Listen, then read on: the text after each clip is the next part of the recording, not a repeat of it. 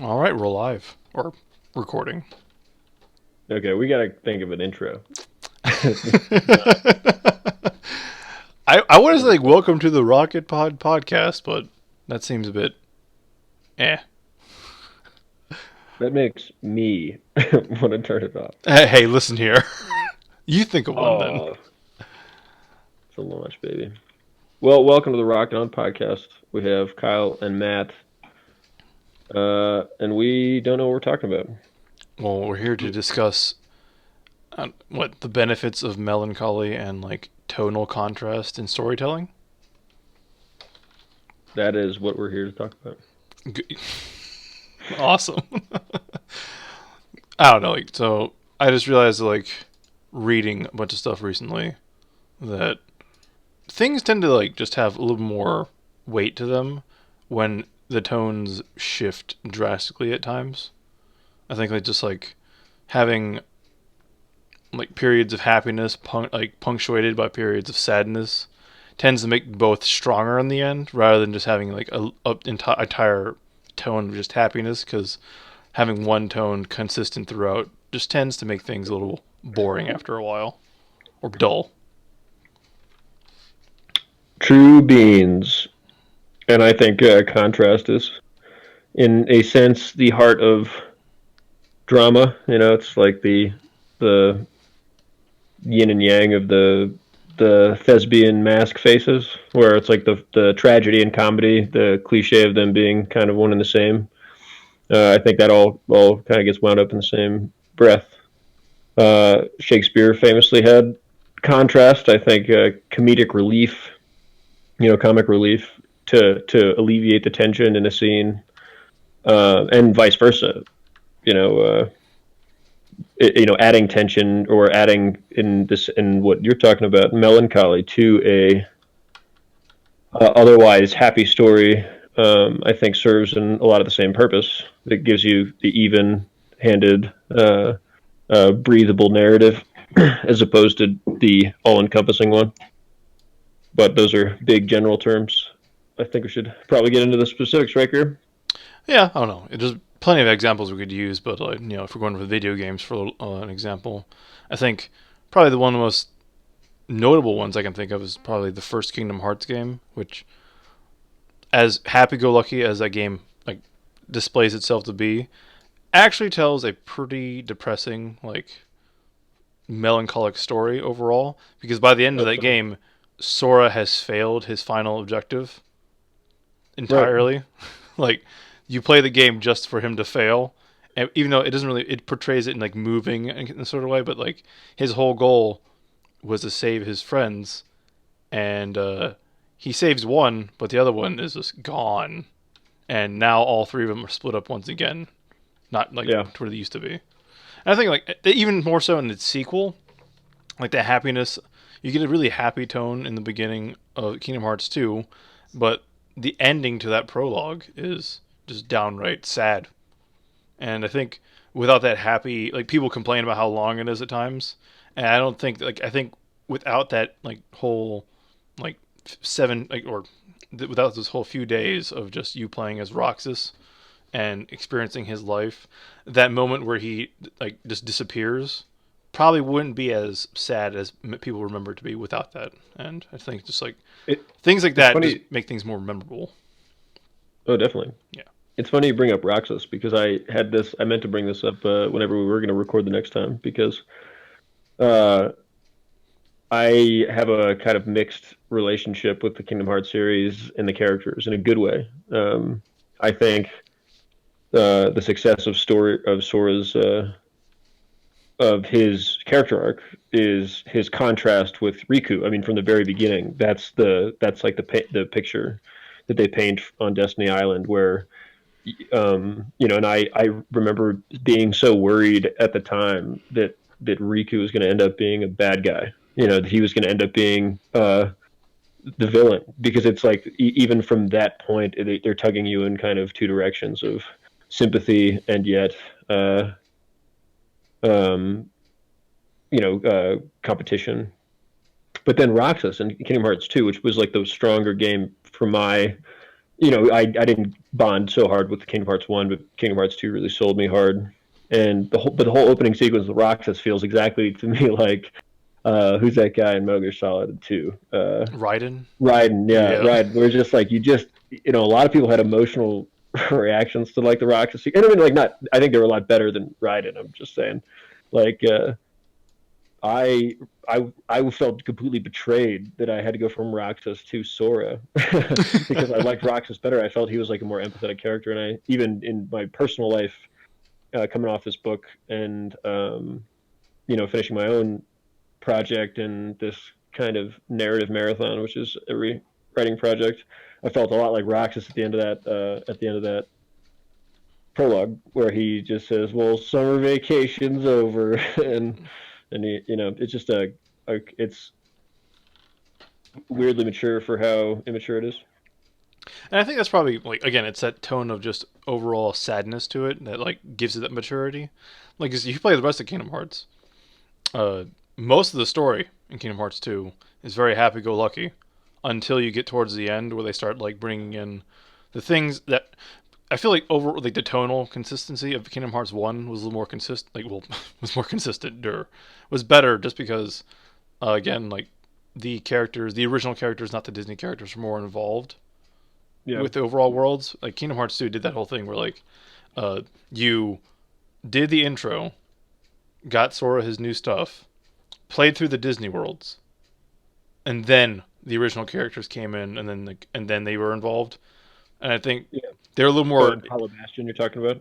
yeah. Well, like and Kingdom Hearts 2 is like after you do everything, and then you go into the world that never was. That's probably where all Right. the revelations and really memorable story moments of Kingdom Hearts 2 come Oh, to being. yep. Meanwhile, True. Kingdom Hearts 1 has Hollow Bastion as a almost Yep. midpoint to the whole thing. And again, just it has their villains are more involved overall, and Yeah. Riku is more of a presence because he's present throughout the entire like worlds you run into in the multiple worlds and like fight with him in one of them. And I think just Yeah. Yeah. Yeah. overall that delivery and I think because of that, it can keep that more melancholic tone throughout Kingdom Hearts 1, Sure. like especially like towards the end when everything starts like hitting the fan.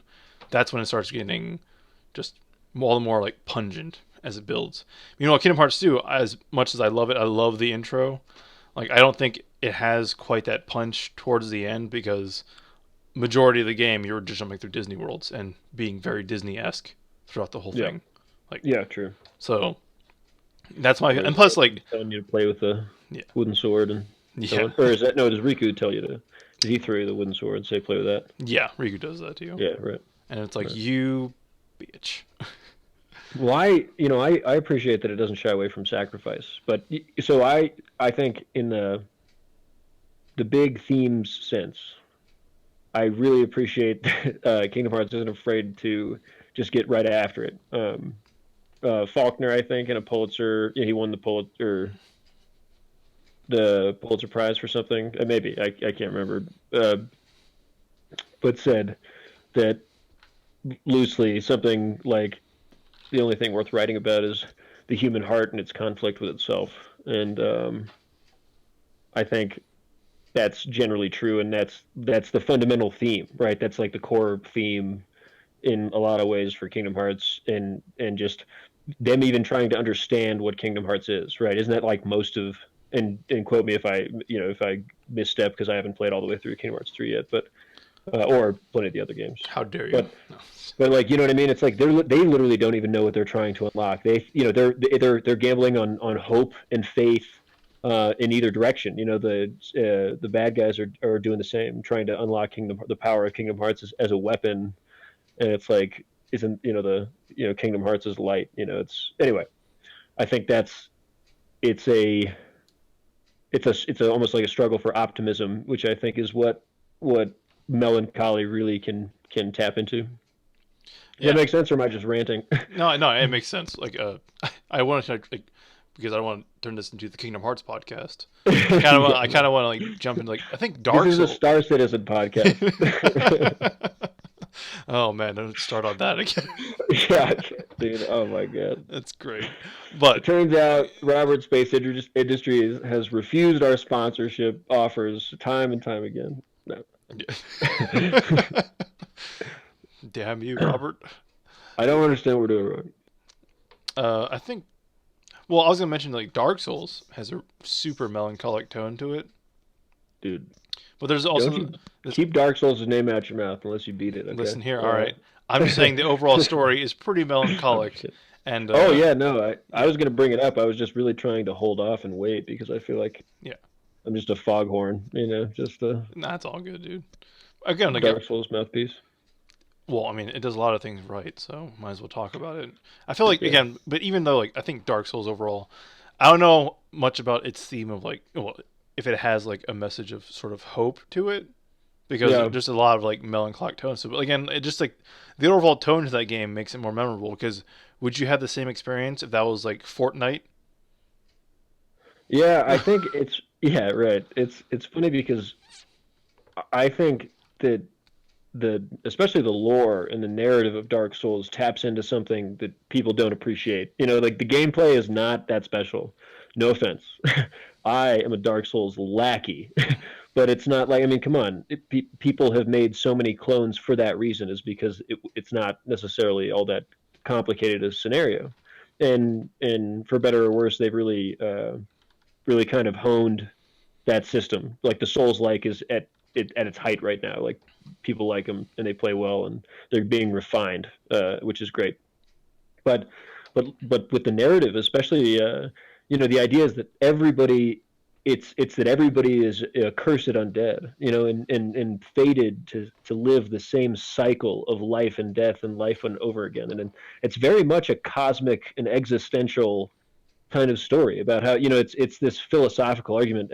Neo two, I wanted to mention this too as a kind of raspberry award for bad contrast, I think, Oh, because okay. Neo two, so the if you don't know anything about that story, the bad there's a couple bad guys, but one of them is a Westerner named Edward Blake. I think that might be the main character. I can't remember, but I think it's like wasn't he the main character of the first one? yeah, right. So no, no, my bad. Not Neo two, Neo one. Yeah. Neo two just came out. I haven't played it yet. My bad. Neo one. So at the very end, it's kind of like I think Nobunaga Oda, who's a historical figure, a warlord, famous warlord in the Edo period, I think.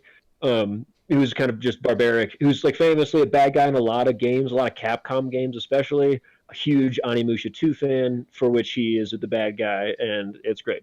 He's always a But demon. Yeah, it's good. yeah, in this kind of goofy, ham-fisted way, he like comes out and kills. It's like it just basically comes off as like silly Westerner. You don't understand Buddhist philosophy. Like, how can you trust a God that never truly dies? And you're like, oh come on, man! Like, that's just it was like such a hilarious, like condescending thing where you're like, no, but Dark Souls is scratching at something much bigger. It's like, how do you what's the right answer if the lights are going to go out anyway, right? If like, I mean, and it's talking about the parallel can be to big time real universe that like eventually the universe expands, the stars go out, black holes take over. It's like it's just it's this playing with the idea of death, interestingly, as a theme and a motif, but then ingeniously making it center stage as a mechanic in a game. And so like it makes the game hard, yeah, right. Hmm. But it sneakily convinces you that the deaths are experiential, and if you're listening to the story, if you're picking up the clues and solving the mystery, it's convincing you that that it's literally part of the experience. It's part of the lore that you're the cursed. You are cursed to come back from the dead over and over and over again until your task is complete. Yeah. And the reason for that is still subject of dispute, as I understand it. I think it's a lot to do with Velka and the goddess of sin. Yeah. But read my book, and you can hear all about my philosophy on that. Sick plug, dude. Yeah, right. We'll have a link to that in the description below. Yeah. Yeah, seriously. But End scene. yeah. I probably got a lot of that wrong. I'm sure some Dark Souls uh, lore guy is going to tell me that I'm jacked because I'm not Vati. Like I do not. I am Quasimodo on the lore. I'm not a great herald of that. Dude, with any lore in any game, I just have a basic understanding of it. I don't have any in-depth knowledge of like anything. Perhaps maybe like Yeah. Final I'm a Fantasy parent VII. mostly. I just Yeah, appreciate. Yeah, yeah, I fawn over I'm like, look at all these statues. yeah. It looks so cool. I don't know what this means. Yeah, it's like, wow, there's butterflies. Like, oh no, they're kind of corpsey looking. Yeah, Up, up. When you get closer, they don't look so nice. yeah, yeah. It's really. I think yeah. I think to an extent, Bloodborne does goes into some of that as well, doesn't it? Oh yeah, yeah. And Bloodborne's slightly, the cosmic element of Bloodborne is a little bit different. But equally smart and great. And what really got me, I was like, I have to write comic fiction. It has to. That just is such a fun place to be. But Bloodborne's. I'm trying to find like the contrast specific, but it's it's talking more about kind of what is eldritch truth and what is sort of our existential insignificance and kind of our inability to understand all of that. And I mean in the same sense it's like similar to being cursed to go through the same ritual over and over again, but it's just basically coveting knowledge as if it were and basically being prone to um to corruption because you're just you can't you're too enslaved by your biology. You're too restricted by your own kind of animalistic inferiority to these world colliding beings that are great ones that perceive time outside of linearity. That are unknowable transpositional ethereal creatures who are ambivalent to your woes and concerns. Like, Lovecraftian, yeah, essentially. right, yeah, and those are the words. I'm just trying to. I don't know that I did a great job at explaining that, but Nah, dude. Again, like, I don't know. Maybe that just proves that I don't understand Bloodborne at all. nah, dude. I think you got a good idea of it. Meanwhile, there's a lot of I haven't there's a even lot beat of the sex game. allegory if anybody's interested. That's something I read on Reddit, and it really fucked me up a little bit. Would you Dude, like to hear Reddit will that? put everything and find meaning in everything. Like Jar Jar Binks is actually a Sith Lord, which I will Oh, well, fully dude, believe until the day I die. But let me hit you with some stuff because this hit me like brick wall, and I kind of rethink my appreciation and kind of concern over what Miyazaki was thinking when he made that game. all Because right. the very first thing you're charged with doing Mm-hmm. in Bloodborne, seek pale blood, right? Mm-hmm. And so pale blood, through the game you're learning that you're thinking it's this cosmic eldritch truth. Like everybody, the blood is where the power is because they basically found in the old Pumerian dungeons the blood of the old ones. And the blood of the old ones is has this secret power and knowledge and truth in it, but it also makes you go crazy. Um, and so the idea is that you don't know any of that necessarily from the beginning, but you wake up to the night of the hunt and it just basically tells you seek pale blood, and you're like, I don't understand what that means, but okay. And so you go through the game and you see like a bunch of different, so many more blood metaphors than you could possibly count. But then finally, I can't remember what triggers it, what the triggering event is, but you have to silence the nightmare newborn at the end, right? And the way you actually ascend yourself and beat the game and see the true ending is by gathering pieces of umbilical cord, which are theoretically pieces of a great one's umbilical cord, which is the Orphan of Kaz, a boss in the DLC. But the idea that you are collecting umbilical cords of cosmic Lovecraftian gods, and then that you have to silence the Nightmare Newborn, it turns out that the pale blood in the very beginning is in fact ejaculate. Oh my god. All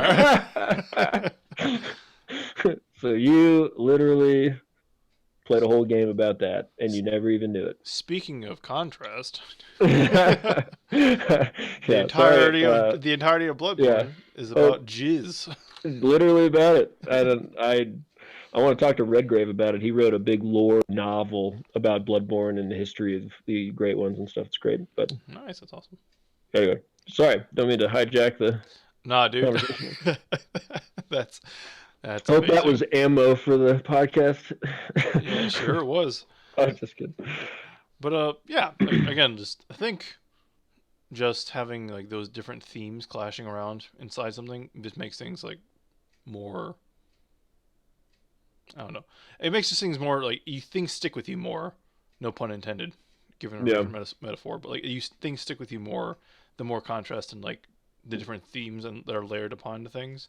yeah, And I might not be the biggest fan of themes. Like I like themes, but I don't think to like should excuse you for like terrible writing or anything like that. But yeah. again, Right. they're it's really important in enhancing writing and giving it meaning. And Sure. again, like Yeah, and organizing yeah, structure. I think. I just think it helps. It helps give vision or guidance to everything else. It's like you're writing towards something almost if you have a theme in mind. yeah, But yeah. I think theme like should just be your skeleton, and everything yeah. else is the meat Well, and to it. specifically with contrast and how they relate to theme, Kurt Vonnegut used to teach uh, creative writing, and so this is my community college creative writing answer. Nice. He gave a he'd give a lecture on Hamlet and talking about the structure, kind of like the rising action and the apex or the climax, and then falling action and yada yada. That whole graph Mm-hmm. is meant to be sort of the spine of any given story, right? That's the trajectory of the plot. Um, and almost every story that you can think of or I can think of is you could fit on that graph. It's Luke Skywalker, Dorothy from the Wizard of Oz, and Odysseus are all essentially the same freaking character, and with maybe a couple different peaks in a couple different places, but their bell curve looks a lot alike and can be transposed onto another one, or you can give the opposite where it's like the bell curve's different. Where those guys are rising, the other people can fall, and so on. But then you can get the idea that what contrast can do is can cleave, or it can find the cleavages in the audience's receptions. It can be so like Hamlet. He used an example as Hamlet, where if you take every peak, every plot point, every bullet, every important moment in the story, and you say, well, was this good or bad? You'd think that would be where its placement would be on the graph. Well, in Hamlet, the things that happen, you can't necessarily tell if they're good or bad. It's like, well, is his dad dying a good thing? Well, I hear he was a bastard. It's like, well, so I don't know, right? Are these things bad? Well, I just don't know. We just have to see what happens, right? And so that's building tension, but at the same time, it's with these subtle, pulls to keep that narrative plot line essentially taut. It's like he gives the good and the bad, and he just hides essentially all of the um, that structure behind a veil of contrast and keeps the audience on their toes until the big climax. So I think, yeah. Does Yeah, no, that make any sense? yeah, it does. Like, be more confident, dude. You're making sense. Don't worry about it. I tend to ramble. You make sense. You're the more well read in this. I just happen to read things and make observations. You actually have studied the theory behind the stuff. So, Well, Haley just tells me to wrap it up most of the time, so I'm just trying to keep it light here. dude, we have all the time in the world. All right, Yeah. so let it loose. Yeah, Amen. yeah. But again, I just happen to like again like just like for me, whenever I've been reading or writing or anything like that, especially if we're going like this the simple happiness sadness dynamic. Yeah. I think moments of sadness are sadder the happier the trail that leads to it. Yeah. Absolutely. Yeah, Yeah. it's kind of like let's say someone's father dies. Like generally, what makes that moment sad is if that person had a like true connection to their father. Like they Yeah. remember all the good times they had, all the special things that made them smile when they were around their dad, and the moment their Yeah. dad passes away, all that's gone. And it's that contrast that creates that void that both the character and the audience reading it or watching Yeah. it is what they feel. And I think that that's how like you use contrast, just to like just deliver your punch in just the strongest way. And I feel Exactly. Yeah. like sometimes like I don't know, like maybe I'm just jaded with modern media.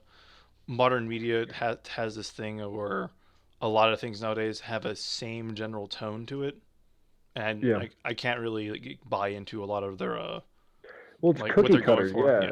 Yeah. Yeah. It doesn't feel like anybody's taking any. And um, I understand that the audience should get a vote, Mm-hmm. right? Like we have structure and laws of unsung laws of writing and of cinema and video games that just those become common for a reason because it just helps give parameters to the shot group, whatever we're trying to nail. Mm-hmm. And I kind of had to learn that the hard way. I thought my first draft just did not connect in all the ways it needed to, because I just didn't leave enough cookie crumbs. And so yeah, I definitely think that, it's it's like I understand why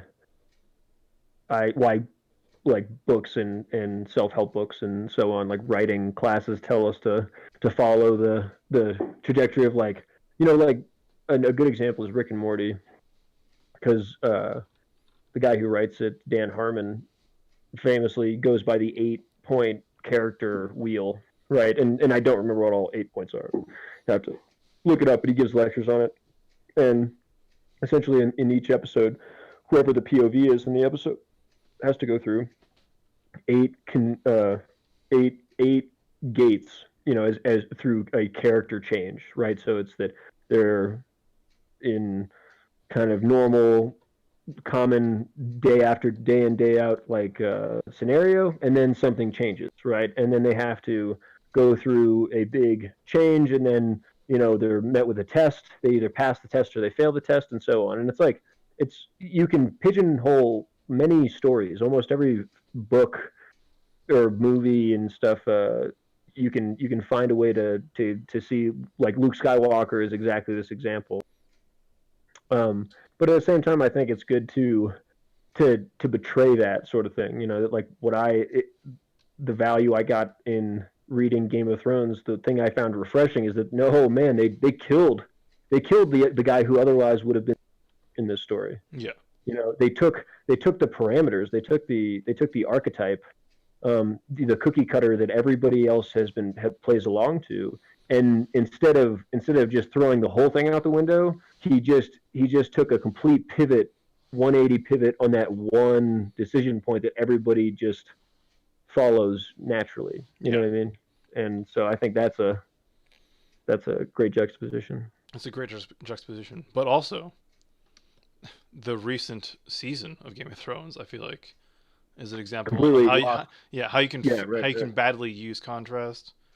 Well, Like, it's like, I heard a good example. Somebody said the last season of Game of Thrones is like if Palpatine was killed by Chewbacca in the first 10 minutes of the movie. yeah, Like that's how that would have like that's how that would have. It's like it just doesn't make any sense. because I think the main problem here is that Game of Thrones is a political drama. It is also Yeah, it's also a high, like, well, I don't know if it's high fantasy, but it's also a fantasy novel with a yeah, very yeah. real fantasy esque threat coming its way. And And season, fantasy prophecy, right? yeah, And like, yeah, there's a lot of fantasy that the show tried to ignore for a long time. yeah, Yeah, is that where you're going? Sorry. yeah. But basically, like season 8, I feel like got rid of that dichotomy like quickly. Yeah. The whole Night King thing, and like you took away the like the representation of death, and you took him away in one blow, and instead you muddled us back in the political thing. And I think that is probably the moment that killed it for a lot of people, aside from Daenerys going crazy with little to no provocation. Yeah. Aside from that, but like I think that's what I killed like I it. said, man, I'm the mother of dragons. But yeah, like it's just I think that like that's probably what killed it because again, it also plays into the whole like again there is no contrast the moment the Night King dies. It's now just a political drama about a dumb Yeah. chair. Like, and then there's no like overarching like feeling that you're fighting something greater. You're Right. fighting against the literal incarnation of death itself. Yeah. That you can put aside your petty squabbles, just so you can Well, like solve this threat dude. from overtaking Well, you, and then it's well, gone. that's what blew my mind, man. It's like I'm experiencing Dark Souls and Bloodborne and Game of Thrones at the same, and it is just absolutely bottlenecking me into this cosmic dream. Because like that's what the Night King represented to me. It was a cosmic, an existential threat. Yep. Not a cosmic threat, an existential one, right? Like Mm-hmm. he is a threat to everybody's existence, ambivalent to the whimsy of man's politics and all that shit. That's dude, like I'm a huge Watchmen fan, for example. He's Dr. Manhattan. He's the guy who doesn't care about the termites. The termites, are like so if they had nailed that correctly, it would have sounded a whole lot more like Watchmen in the last season and a whole lot less like um I don't know, just divine intervention and Deus Ex Machina. Again, like someone put it really, really good. Like you've killed off Satan to have to everyone fight over a dumb chair. It's like, yeah, So the dragon can symbolically melt fire breath. yeah, Like you ignore I think what offended me most, and this is petty, I think on most people's scales, but where it seemed to just not make any sense to me was like you guys stop paying attention to logistics. Like you stop paying attention to even just how wars are fought. Like Battle of the Bastards and some of these other big Game of Thrones moments were actually pretty solid. Like, the Battle of the Black Tide. Well, George R. R. Martin is a huge student of history, yeah, right? So Battle of the Black Tide, I think, was based off a real naval battle. I can't remember which one, but where they found it. They had a long ass chain that they roped across the harbor, right? The biggest chain, yada yada, and they waited for the Navy, the Armada, the invading Armada to sail into the harbor, and then they chained them in. So they like just a giant ass dog park. They lined off, and then the ships couldn't get out. And if you don't know anything about naval bombardments, naval sieges, the way carronades used to do it is they'd load molten hot shot into their cannons so that if they got any hit at all, they'd set all the ships on fire. And so the whole inspiration for the Battle of the Black Tide was completely historically, logistically sound, where they like burn them all, but he just turns it up a little bit. He just turns up the fantasy. He's yeah, like, oh yeah, we're using Greek fire, which again was a real thing. Like it's an actual chemical compound. Like nitroglycerin is a very highly flammable substance. It's completely realistic and believable to me. And yet, and then in the last season of Game of Thrones, in the show, they're putting their damn artillery pieces on the outside of Winterfell. They get one shot from the artillery before they're overcome by zombies, and dude. then it's engineer obstacles behind that in front of their guys. And so when the guys are trying to, anyway, it's just a nonsense strategy. And then when they get to King's Landing, they just completely ignore like dimensions. Like where's the dragon just suddenly can burn everything all the time? It's just I don't know. I had It no doesn't idea that seem Dragon's Fire had the power to just punch down a building. concussive. Yeah, Yeah, it's ballistic. you know. and how like in the episode before that whole thing, a dude shot down one dragon Yeah, super easily, yeah. and Well, then right, and now we've gone from Kingdom Hearts to a Game of Thrones podcast, but yeah, and then yeah, uh, then all of a sudden like again like he like all of a sudden Daenerys just ace pilot and dodging literally every single shot yeah. ever and destroys the Iron Fleet. I'm kind of like, why? So yeah, so let's recap. Jaime Lannister, he hooked up with Brienne of Tarth just because he felt like it, not actually because he wanted, not because there was any legitimate feelings there. I mean, that's apparently what they told me. Like I don't, Yeah, like he just like sleeps with her and bounces, and then goes and kills himself fighting that one doofus whose apparent only role in this whole thing was just to die to just be a discount Jack macho Sparrow. arm wrestling fight. Discount Jack Sparrow, you mean? Yeah. Yeah, right. Yeah. But What's her speaking name? of contrast, and like, good Dude, lord. Cersei, that was nonsense. I couldn't. I was like, so killing Ned Stark again was engineering. Hmm. It was the wrong thing at the right moment, which set the course for the rest of the story, and it's just a great establishing shot. Cersei Lannister has to be the pendulum swinging back, right? Like if you're gonna make Cersei Lannister the big bad nemesis of the last season, you have to make her final thing be worthwhile. Like the payoff, everybody play. If you play the Game of Thrones, you gotta pay the price, And they just I don't understand. It's like the decision they made was to antagonize the audience, not to honor the narrative. Dude, And you that was are distinctly speaking different. about a lot of writing nowadays where it's like you wanted to Yeah. subvert someone's expectations. Oh yeah! That Wow. that phrase Yeah. makes me so Oh my angry. god. You subvert my expectations. You blew my mind, dude. Yeah, again, it's just and I think playing into like what we're trying to talk about with like contrast there is that again they could have had it to where the threat of the Night King, which is like a natural force, a like an existential force coming down there, is contrasted with the evils of man, which can be represented with Cersei, who's completely consumed by power lust at this point. Yeah. Right. Right. Right. So Right. again, it's like we have death coming down upon us, but we also have our own destructive force within us as well. And Yeah. that would Right. put things into good perspective, especially if they manage to cast aside their Well, own that's evil. the contrast they were talking about for Yeah. 7 seasons. Yeah. you know. And yeah, it just like if they had followed through and kept the Night King as the final threat, that probably would have went over way better because again, it's like you're casting aside your own like petty squabbles to deal with the very real threat that is coming down upon you. And Yeah. they could also like again, maybe I'll have a video of rewriting the last season or something like that, but like you could have had a lot of the same plot beats just in different order and that would have still worked out really well. Yeah. I But just the other hilarious part though, the one most unreconciled is the Bran element. Because the more you think about it, the more it doesn't make any freaking sense.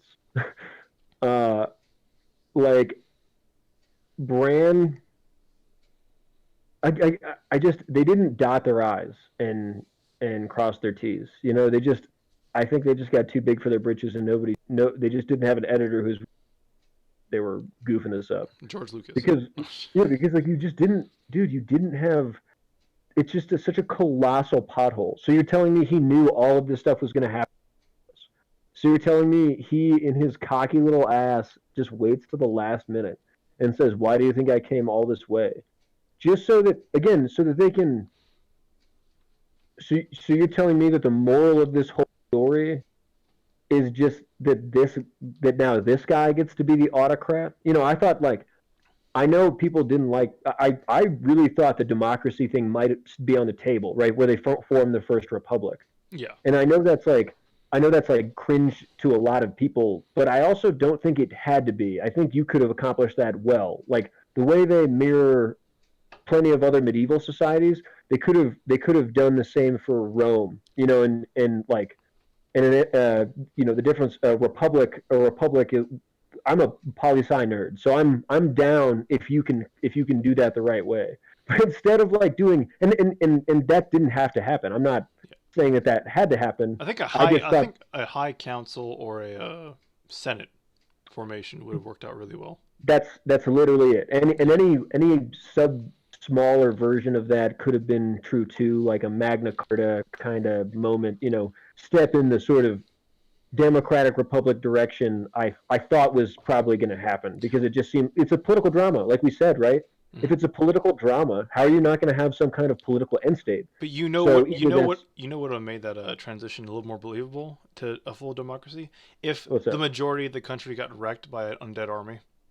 Yeah, right, I right, mean that exactly. you probably could have pulled that off because like again most of the people are dead. Yeah, Like, yeah. I feel like I don't have a good list of my criticisms of but that sequence, but I yeah, think I felt the most betrayed by the Brand thing because it was like, no, but wait, so you knew all this stuff. He just comes to King or to Winterfell to be bait. He just like yeah. just knowing exactly all this stuff's going to happen. Let's anyway. Yeah, There's nothing more irritating than a prophet that does nothing with what he knows. yeah. There you It's just go. like, dude, you're not even bound by any laws to interfere. There's no time paradox waiting for you if you interfere right now. Like, Yeah. you could have done something. Well, and that's where I'm like the the ambivalence of Doctor Manhattan works because his whole thing is that he doesn't experience time in the same way we do. He experiences it all at once, you know, and and the fact is, it's like the whole point is the audience is supposed to read that as being harsh and kind of or what do you call it? Not harsh, but Alien. cruel, I guess. Like he's ambivalent, right? Yeah. And and that should be offensive because he used to be human. And you don't understand. I don't experience time or like I mean, if you experience the vast cosmic expanse of the universe all at once and uh in all its experience, like human history is so inadequate and smaller moments and like the insignificance of the individual human life. So I can totally appreciate that theme, Mm-hmm. you know uh and like I thought that's where they were going, man. That's why I love that book series so much. But Yeah. I hopefully George I think too. brings Like, it I think back. what really plays into it really well is that, uh, again, trying to use contrast as an example, is how the overarching like actions of the plot affect the individual. Like, you see how it affects like a large number of people, but then you focus in on a certain person or individual and just see how much it's drastically changed their lives, and it helps that sink it in more when you're trying to deliver something. Like Yeah, the moment, like the red wedding, like huge political implications, but all you're caring about at that moment is like how yeah, oh yeah, the Starks definitely. are feeling because there's very few of them left. Yeah, yeah, Most dude. of them are dead, and That's a good point. you're mainly caring for that small thing, and then slowly you start like pushing out what happened as like a wider reaching consequence of that. Yeah, And I just think like sometimes a lot of things, I don't know, tend to skip over that nowadays. Like again, I keep pulling out. I keep talking about the Last Jedi because yeah. I don't like that movie. But Hey, well, it's dude, I just saw Knives Out. I don't know if you've seen that yet. I have not. I heard it was pretty good Ryan though. Johnson directed that. I have heard it was But pretty good. So I thought it was just okay, but I'm yeah, I'm interested to hear what your take is. But I haven't seen it. I might watch it just so I can figure it out because I don't know. I think Ryan Johnson is yeah, a like I don't think he's horrendous as a director. I just think no, yeah, he's more suited for other genres that aren't like Star yeah. Wars. That's it. Yeah, That's what I learned from that movie. Knives Out. I thought Knives Out was plenty good for the genre it was occupying, yeah, and probably on the better end of the scale. I just there was like, and it might just be my frustration with the genre because it's like a whodunit flick, hmm and it just felt like kind of Clue. the final. Yeah, it's exactly. It's a big game of Clue, and it just felt like the final climax was a lot of the inspector character shouting exposition at the audience, and I just fucking hate that. Yeah, I like show me, man. I don't want Mister Gadget to Inspector Gadget to Sherlock Holmes tell. does it a lot though. So I really love that part. So Yeah, but that's me. but I think you'd see the difference. Like Uh, Sherlock Holmes, like deduction requires kind of formula and adding the variables as it were. yeah. And this didn't feel like math. It felt more like um, you know oratory. Okay, gotcha. I don't know if that's fair, but No, I gotcha. I also maybe I just don't give him enough credit because I hate Last Jedi. I think yeah, no, I think his problem with the Last Jedi is that he's I don't know, he might be pretty good at handling like themes he wants to talk about. However, he also is terrible at handling lore. And no, So, that dude, sounds like yes, it sounds like a super nerdy thing of me to say that no, you need to respect to lores, but like I think No, you're on it, man. it's just like respect. Like again, it's also like playing into legacy as well, which I can go on a tangent Yeah. about for days. But like, Well, um, I think okay. So if you're trying to appreciate, or if you're trying, it's fractal, yeah, right? Like if you try to elaborate on a scene, make it more realistic, you're naturally going to come to conclusions that you never might have thought of in the beginning. Like, for instance, okay, well, what's the requirement for the drama of this scene where two characters are going to have a sword fight, right? My least favorite scene in The Last Jedi is the sword fight, the lightsaber duel between. It's not a duel. Sorry, it's when Rey and Kylo fight uh, together. Kylo fight together, and it's like, okay, well, they didn't put much effort into that fight scene, right? I watched a really interesting video about it was a bunch of stunt choreographers and stuntmen in Hollywood watching The Last Jedi and kind of Yeah, reacting to yeah, the how bad it is. And then like I honestly didn't appreciate that until it was explained to me. When they show you, hey, no, you don't understand. Here's a Akira Kurosawa uh, sword fight from a 1950s samurai movie, you know? And it's like the idea is that he's trying to elaborate at every detail from the microscopic level to the big level, right? It all has to be orchestrated and inculcated together. And he that's what I mean. And so like the sword fights feel really visceral. There's so much tension. And it's all like the movements have authenticity because it's like he went to the measure of saying if this guy wanted to kill this other guy, what would his movement be? Like what would his intentions be? But what I see in Last Jedi is like I don't feel that from Ryan Johnson. I feel like he just said, fuck it, I don't care about the fight scenes, let somebody else handle that shit. It's like, no man, you have to have singular vision. yeah. Uh, You know, it's like the director's gotta be in on the dopeness of the fight scene. I think Shadiversity, if you're watching any of his stuff, No, I don't think so. he has like two videos out called Fight Team Autopsy where he breaks down move for move like different fight scenes. And currently, I think both his videos are on Nice. the Yeah, the, I'm sure the I'd love that. the Last Jedi. He's focused on his first one was on the Last Jedi throne room, which he hated. But then Yeah. he also jumps to Revenge of the Sith, the lightsaber duel between Obi-Wan and Anakin. I And might kind have seen this one. It might have been the oh sorry, continue. yeah, and he kind of he breaks down both of those, and like he actually really likes the one from Revenge of the Sith. And again, I think the one Yeah. from Revenge of the Sith, stilted dialogue and weird acting Yeah, aside, yeah. is like it has that It's a super emotional punch to it that like the fight scene from the Last Jedi was kind of like it's just there because yeah. Snoke died for no reason. Yeah, well, Snoke was no reason. Because Palpatine's back, baby. Man, I really, really would have cared if somebody important had died like that. Yeah, I know. But like, so I watched a video and he was talking about he was comparing the throne room in Last Jedi to Revenge of the Sith, and Revenge of the Sith does get it right much more often. It's so much longer, but uh, some of the things he noticed about the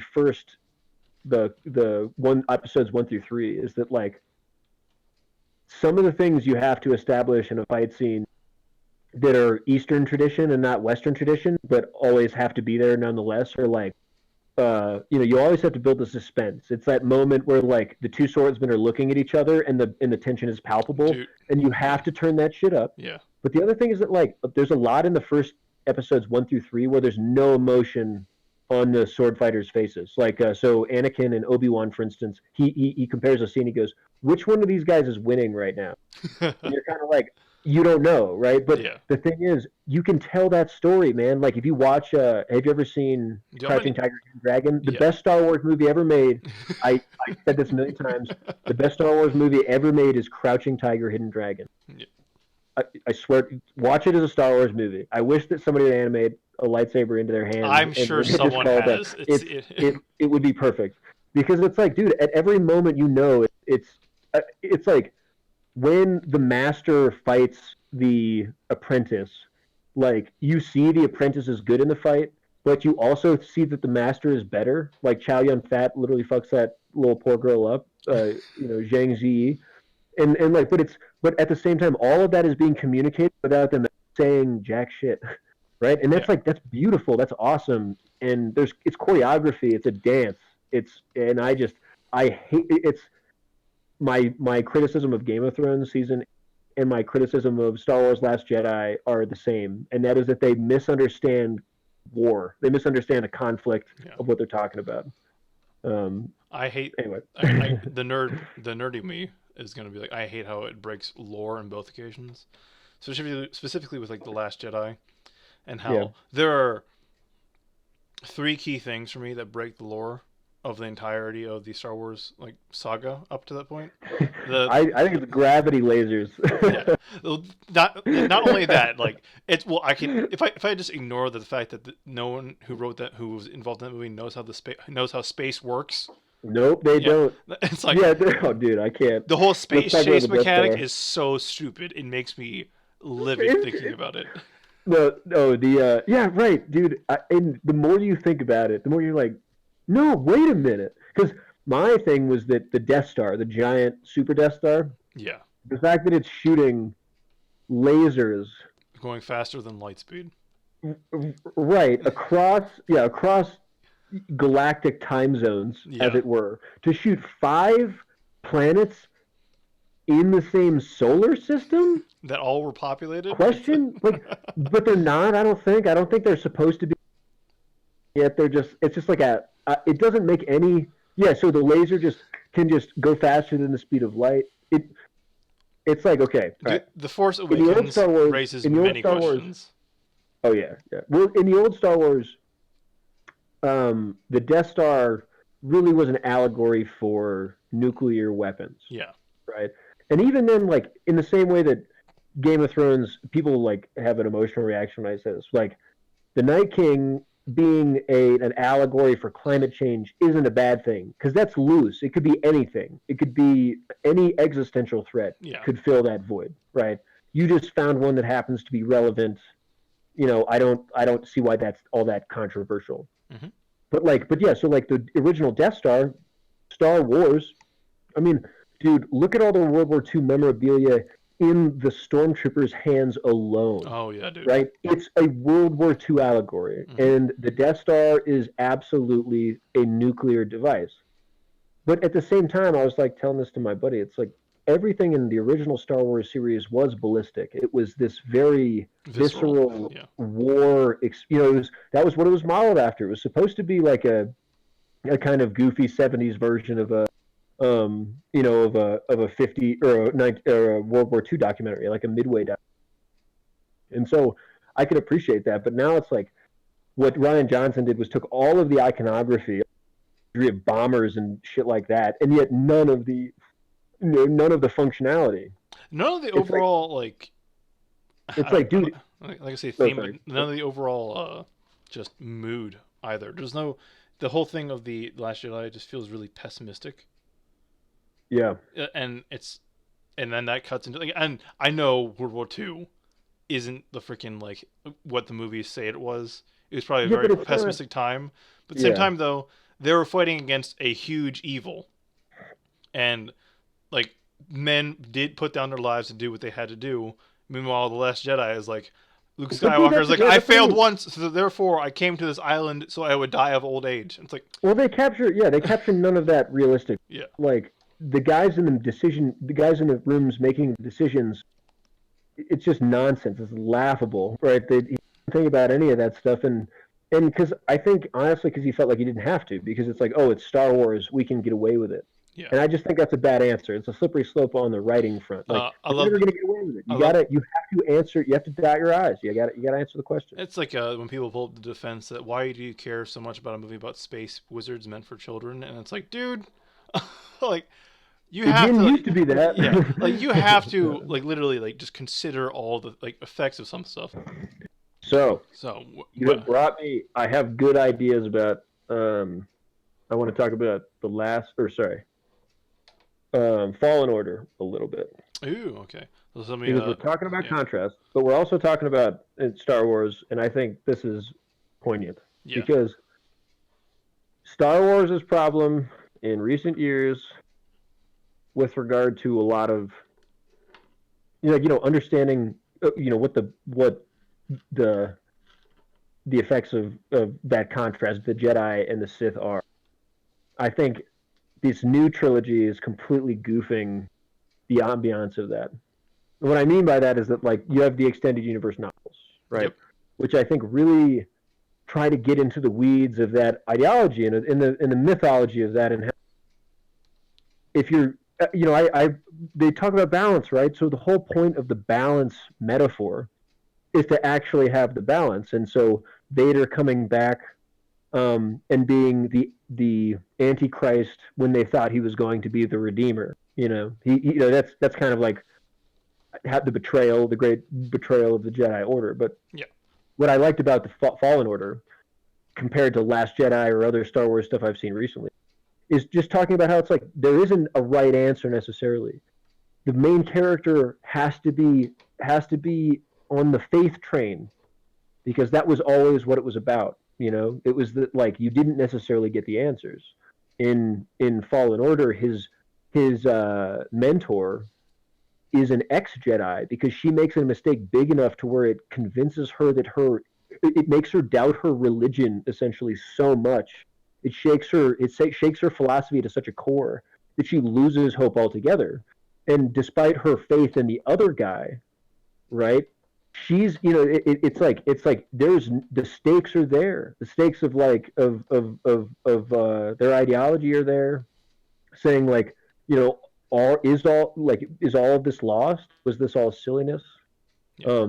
I like the idea of the morally gray Jedi. I want that to be explained in canon. I Yeah. want to talk about Kyle Katarn, an orange lightsaber, and morally ambiguous choices because that's what like Fallen Order started to scratch at that itch in the way that extended universe novels work. And I was like that's what I need. I need you to convince me that it's still like up for grabs, if Yeah. that makes sense. Dude, you gotta So play Knights of the Republic too. That's all I gotta say. yeah, But to keep on yeah, topic with Fallen Order, I think the ending, especially, plays into the whole faith thing really well because yeah, again, because yeah, Cal absolutely. after all that struggle and all Yeah, that yeah, like yeah. annoying, like, he's just like, we can't do it, and just destroys the thing they were hunting for the entire time because not only with like the questioning Hey, from the like from Marin is her name? yeah, yeah. Yeah, questioning from You're, her, basically saying like, well, what's to stop the Empire from coming after you you're right. the moment you train these people, and then you have the vision of that happening, and then Exactly. Cal's like, oh, Yes. and so Like, yeah, like so like, again, it's like then he kind of just like towards the end he just leaves it up to the Force, and that's like plays big into again the whole faith thing coming in. yeah. So Well, it can be, and dude, it's tragic. I love that they took a Sith character, like a person. So my, uh, I had a lot of high hopes for The Force Unleashed when it came out. I remember when I was in high school, I think, because it was finally a story about a Sith turning good. Because, like, you could make the decision, you could decide one way or the other whether to turn good or evil. But the general plot line was that you were the apprentice of Darth Vader because you were so powerful, and you had the decision to turn on him. And I'm like, thank you. That's fair. That's even. Like the idea of a Sith turning on their Lord and becoming good is just as likely if you imagine it just like as an even yin and yang, right? well, Like that's what it's supposed to be. It's yeah. supposed to be balanced. And I know there's some rules about like, oh, there can only be two, and other crap. But Those were like like I that, think those are pretty arbitrary rules because even right, like dude. I hate that's the nonsense. I Old hate that. Republic explores this a lot because there's like the rule of two where there can only be two leaders of the Sith, but then everyone else, all the other henchmen who have lightsabers are just called Dark Jedi. Or in the Whatever. case of Fallen Order, Inquisitors. Yeah. Yeah, so Well, like, and what I like is that they painted a morally kind of unsalvageable situation for his Jedi mentor, right? I can't remember, yeah, Sierra. Seer.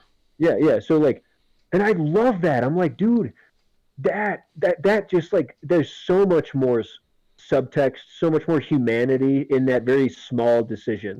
And Well, then Trilla being her former Padawan, and then seemingly at the very last moment saying, hey, I know there's good in you, and then it's like Darth Vader sees that there's good in you too, and he just cuts you down. Like, I'm like, like, thank you for finally proving to me that Darth Vader is this evil schmuck. Because like at this point, they don't. It's like you have to give me the stakes. And so Yeah. anyway, I thought the idea that they capitalized on that tragedy just was awesome, and it was like this seemed like the reclamation for the Force Unleashed's failings. It just felt Also, like the right version. it doesn't make you beat the shit out of Darth Vader, and Darth Vader beats the shit out of you. Fucks you up. Yeah, my favorite thing was you just have to just stomach a couple of like grates, hit you in the back Yeah. as you're like running, and he just kind of has just like, ugh.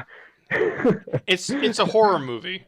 Like you're literally running Yeah. away from Darth Vader. Yeah, and It's then like, he like overpowers your force pull. Yeah, that was a sexy scene. I appreciated the yeah. And spectacle of I that. think a buddy of mine was like playing it, and then I heard his reaction, and like because I hadn't gotten to that point, and he didn't spoil it who it was, but like I just heard him say, "He doesn't even have a health bar."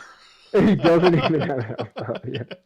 I think that's It's amazing. like Battlefield 1. You are not expected to Yeah, survive. like it's great that way, and I think that's what's really been missing because like the Force uh, Awakens is just a rehash trying to get you to ignite that old nostalgia spirit, and in some ways it Yeah, kind of does that. But then the Last Jedi makes everything almost pointless. Like it's a very yeah, nihilistic work in a way because, well, yeah. lore breaking stuff aside, the way they describe the Force in that movie makes it so uninteresting and like separated from people that it's just like why even bother trying to understand the Force? Like I know Yeah. midichlorians piss people off, but like you can ignore midichlorians.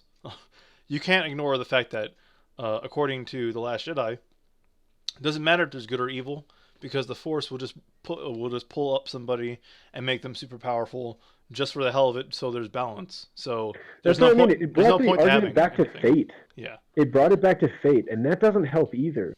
The whole point was like the mystique of it. I think, yeah, and it like I think the answer it's okay. So if you're looking for the answer, quote unquote, like balance being the big thing, the answer literally can't be Sith, so it can't be Jedi either. hmm You know, and I think that's like I'm guessing that's some weird core and underpinning they're going to gather towards, but it's like they don't. I just hate the like Ray's. They made a point. I thought that was a pretty sophisticated talking point where you're like make Ray a nobody, right? Like make Ray just a complete nonsense. Like it doesn't make any sense that they'd be this person. But then didn't they? Isn't there some rumor about? I probably shouldn't talk about no, rumors, the but leaks make me very angry. I'm just gonna keep it at that. I've seen the leaks, and boy, oh boy. yeah, it's it's gonna be. That's what I do. I haven't. I probably. I mean, I probably won't go see it in theaters. I don't see many movies in I theaters will anyway. see it So. just to seal the deal in my mind, so I can rant afterwards. Or just like I hear J.J. Abrams is back, which is probably a step up. Probably, But but again, he has to fix the Last Jedi, which is like, if you gave me that job, I'd be like, I got nothing.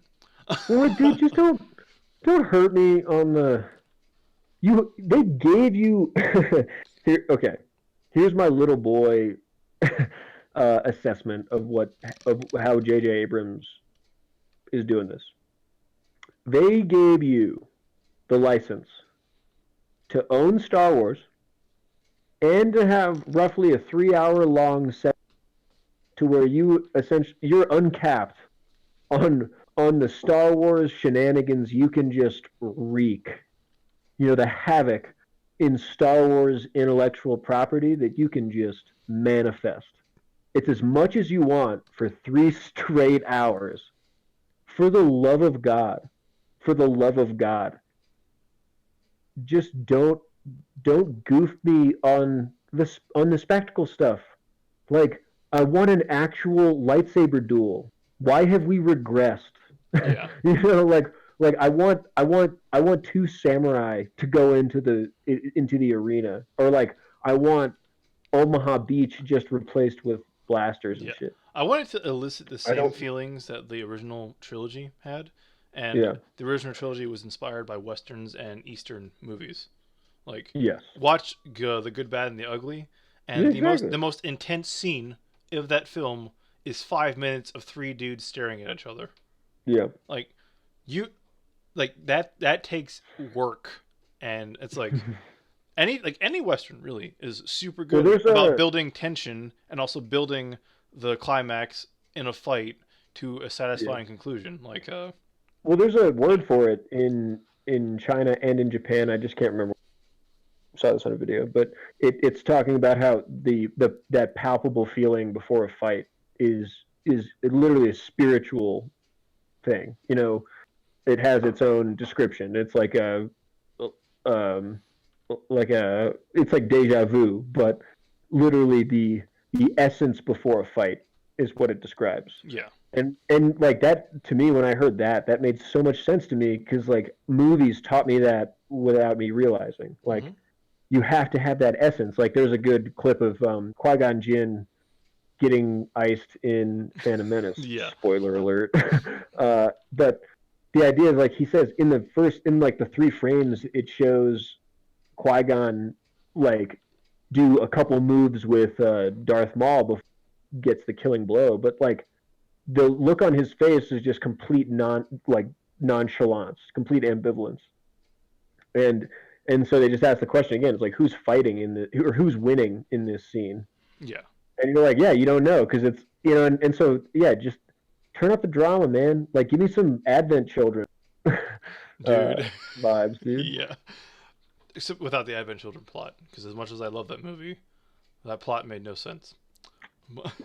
Hey, yeah, I'm not Yeah, not arguing with you there. yeah, but like I think yeah, especially like I just want because for me nowadays, like I used to be like just an action like scene junkie where like any action scene I'd be like, yeah, give it to me. Yeah, yeah, yeah. Now if an action scene happens and there is no build up to it or meaning behind it, I'm kind of just like, Yeah. like that was cool, I guess. It was kind of neatly choreographed.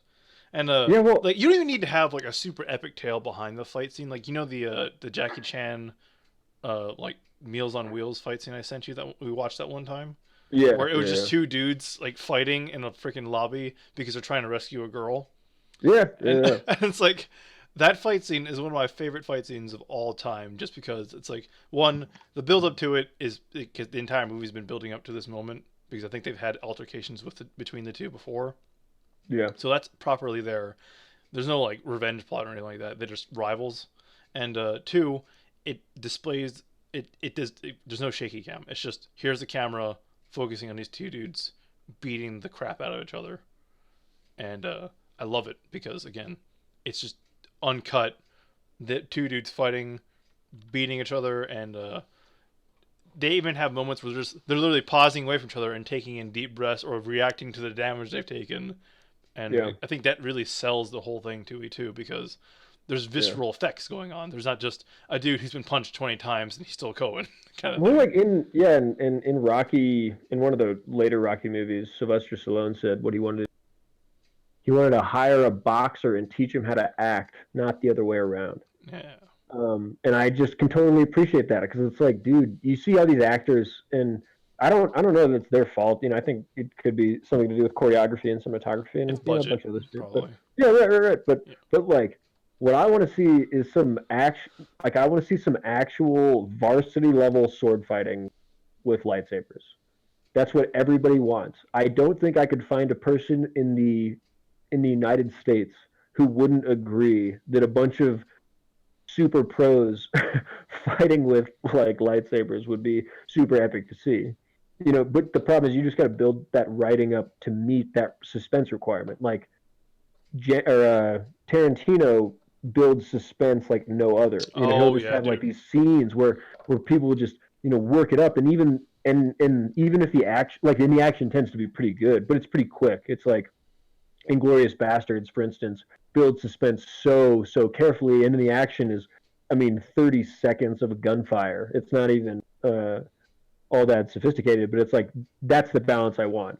Give me the suspense of Tarantino and the action sequences of Tony Jaa. you know, That's great. Yeah, I that's want to see some guy knee his way up a staircase. you know, that it makes perfect sense actually because that would be perfect. And again, Tying it back to our original topic, just the contrast there of like the calm before the storm when it comes to Yeah, tensions and fight scenes. Like you have dudes squaring up to one another, and then yeah, all hell breaks loose. yeah. True. And I just think like I think I love action scenes that have just like environments that get obliterated during the fight Yeah, scene.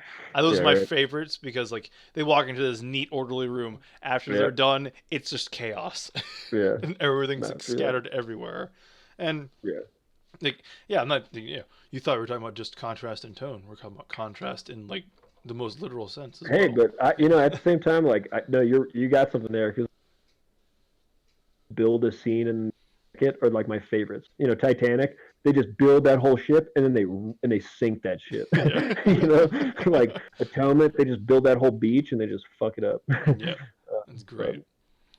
yeah, Um, well, dude, the other good Star Wars media outside of Star Wars media that I played is Sekiro. Sekiro is a Star Wars story and then some. I would argue, but is it? I think yeah, I think the story again. It's like you just put a lightsaber in his hands and Shura Sith and Shinobi Jedi, and you're good. There's probably a mod for that. Oh yeah, Let's be I real. can't wait. Yeah. A lightsaber mod, like zoom zoom. Straight up, dude. I, unrelated, but like I didn't know that Ewan McGregor would like make the noises of the lightsaber when he was swinging it, so people would have to tell him to stop doing that. Yeah, I bet. Did you hear? Did you hear they mistook his picture of like I can't remember what the story was, but a picture of Ewan McGregor in the Clone Wars as Obi-Wan Kenobi was mistaken for a picture of Jesus. That's amazing. Yeah, and so they used it on like pamphlets like Jesus is watching you, and it's like fucking Obi-Wan Kenobi. Isn't Obi-Wan Kenobi just Jesus though, with extra Yeah, yeah, steps? yeah. What's the difference? Oh my That's what I god, mean. that's It's like great. Kingdom Hearts. I appreciate, like I said, I appreciate that Kingdom Hearts doesn't pull punches because it's like, what's the difference between Organization 13 and Sith Lords? It's Very all little in theme motivation, I and guess. symbolism. Yeah, Yeah, not much, not much. But I think yeah, it's like Nomura is just a very confusing storyteller. So I try not to like yeah, question his decisions a lot and just kind of like go along for Nomura's wild ride. But there's a yeah. lot to like the later Kingdom Hearts entries that could be, especially Kingdom Hearts 3. There's a lot that could be clarified and written better. Well, Otherwise, dude, like there's a new DLC coming out, right? I saw it Like, and it looks like it could be fixing a lot, hopefully. But again, like it shows Sora being angry, which he hasn't been for 6 games. yeah, So I'm like, because Chain of Memories was the last time he was actually legitimately like pissed off. mm. And yeah, like I think Sora from Kingdom Hearts 1 and Chain of Memories is probably the most real Sora has ever felt. After that, Well, yeah, he he kills himself for his girlfriend, and then yeah, and finds himself losing an amnesiac. yeah, he starts losing his memories, but then like he gets so angry out of caring for another person that he doesn't even really know that who's been like manipulating his memories. That whole Mm. Chain of Memories is really cool just because it's a Lovecraftian story, Yeah, just Kingdom Hearts, and like I think it's just really cool in that aspect. Again, Sora feels more real in that whole storyline than he does like post Kingdom Hearts 2. Like I don't yeah, mind his like happy go lucky behavior all that much, but yeah, again, like if they kept some of that like anger in him, I feel like that would have worked really well. Like they kind of allude to it with his dark forms in Kingdom Hearts 2 and 3, but in reality, yeah. like they never really explore that in cutscenes that much. Well, and maybe that's where I wish they would, Yeah, because I just don't like. That's the thing. It doesn't make any sense to me that he wouldn't be angry because he's been through more than everybody else, right? Like yeah, he's been through. Theoretically, he's the guy who can endure, yeah. right? Like you got to test that. You got to stress that. Um, uh, you got to test him. I think And it would have been good if he had almost a reverse journey of Riku. Like the reason Riku is so well received, I think, is because he goes from dark to light and remains somewhere in the middle because of that. yeah, As he refers to as the Twilight, yeah, like he like walks the path of the Twilight. I'm like, oh, that's a nice little thing. But then Yeah. Sora's always been in the light. Like, he's been trying to taken away by the Yeah, darkness, so like but he's maybe always in the light. And if he had somehow darkened up a little bit as the series went yeah. on, that would Yeah, have that been, would've been good. and finally those two eventually just meet in the middle, remain friends, but there's a depth to both of them through their Yeah. different experiences. Well, And my buddy in high school, because he remembers seeing the trailer too, right? I guess you could unlock the kind of a snippet trailer for Kingdom Hearts 2 yeah, in the first one. uh-huh. And he went to the lengths and did that, but he he was worried that Kingdom Hearts 2 was going to be M rated. And that sounds ridiculous given what we know now Yeah. and what all the Kingdom Hearts games are. But like, it's so funny because the trailer he showed me, it totally is.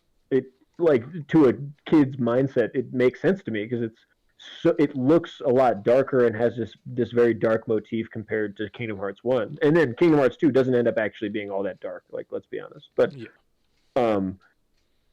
Like you said, I think what would really give a lot of resonance to Sora's character is if you finally got him to the breaking point. Like that's like always what you're working up to. It's like how the best Batman stories are the ones that test him to the limits. It's like He Killing does. Joke. He does have a moment like that in Kingdom Hearts 3, but it's for like 3 seconds.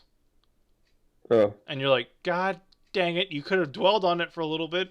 Like, not make him an emo, but you could have like easily just like like seeing him super sad like made me sad because you don't see that. Well, that's what I mean, dude. That's what I mean.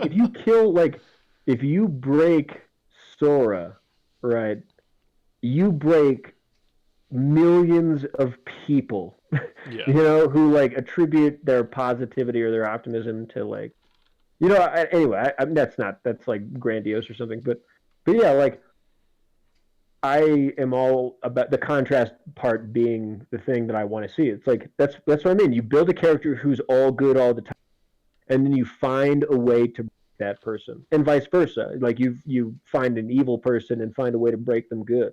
Find a way to convince them that it's not all storm clouds and lightning. And a good way to bridge them together is have the person who becomes gradually good mentor the person that's like becoming darker on how to handle that new darkness and not necessarily go down the same path they did, but just to be able to like just handle it better. And then I think that, like you said, in modern media, what I find frustrating is that they don't let their main characters stumble as much as they probably should. Ray. Right? It's like, yeah, right. I mean, like, what, dude? That's what I mean. What sins did Ray commit? Literally zero. Dude, she's too kind and too trusting, and that's a character flaw. Yeah, right. She's literally Jesus.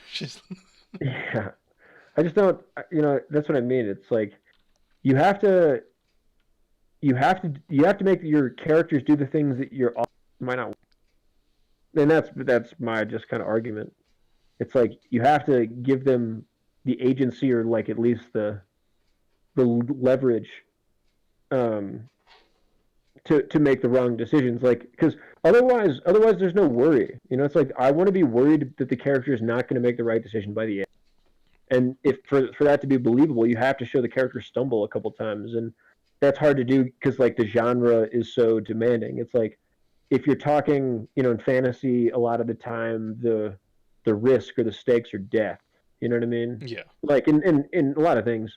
So like, which is why you always have to be talking about death. It's like, but it doesn't have to be physical death. It can be emotional death. Yeah, professional death, emotional death. It's like you can find ways around dark, dreary themes and shit like that. But at the same time, you have to find stakes. You have to find the thing that will cost the character, and you have to twist that knife a little bit. I think like the best way to handle that too, especially for like your high fantasy stuff like that, is to make their decision not necessarily affect themselves, but affect the lives of the people that are right next to them. Like, they can choose to be self-sacrificial, but then their decision to quote unquote sacrifice themselves actually ends up getting someone else killed. So therefore, you've twisted like the whole thing that like maybe if I just sacrifice myself, no one else will get hurt. Like, no, it's because you did that person got hurt. Like, and then that's how you just kind of like break their philosophy. That's contrast. Yeah, exactly. It's all full circle now.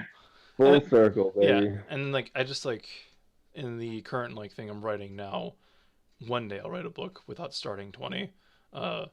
Like I've essentially written a character that has like lived through his own personal saga of 12 books Yeah. and has now been reborn into a different world with that experience. So it'll be interesting to have him kind of like quote unquote stumble or something like that, just because like he's been through all that, he's made all the mistakes, but it's kind of like I want people to realize like he carries that weight with him and is like damaged because of it. Yeah, sure. And because of that, like again, it's like the whole like I want to contrast it with like it's a rather happy story otherwise. And I feel like having that contrast coming from the main character himself just makes the whole thing feel more pungent. Especially Yeah. whenever like his past is elaborated on, you'll finally get like, oh, this is why he's this way, kind of thing. Yeah. And yeah, I don't know. I think just contrasting that little hint of like sadness to a scene or story overall can just really flesh out something. It's like the salt of storytelling. It brings out the flavor a little There bit. you go. Yeah, like you can have everything, but if you just add a little bit of like sharpness to that, it just basically just brings it out and like fully fleshes it out rather than just being one flat flavor the whole time. Yeah, dude. Yeah. Indeed. Yeah.